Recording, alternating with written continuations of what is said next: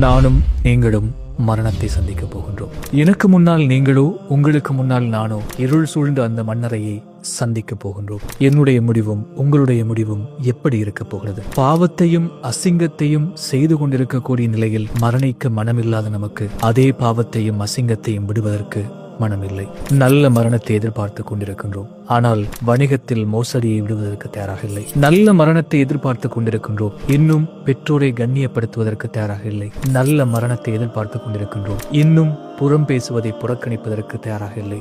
சுவனத்து இன்பங்களை அடைவதற்கு சுபகு தொழுகை இல்லாமல் கனவு கண்டு கொண்டிருக்கின்றோம். நபிகள் நாயகம் ஸல்லல்லாஹு அலைஹி வஸல்லம் அவர்களை சந்திப்பதற்கு அவர்களின் வழிக்கு அப்பால் நின்று கையசைத்துக் கொண்டிருக்கின்றோம். நானும் நீங்களும் நல்லதை செய்ய தயாராக இல்லாமல் நல்ல மரணத்தை எதிர்பார்க்கின்றோம். அப்படி என்றால் எனது முடிவும் உங்களுடைய முடிவும் எப்படி இருக்க போகிறது?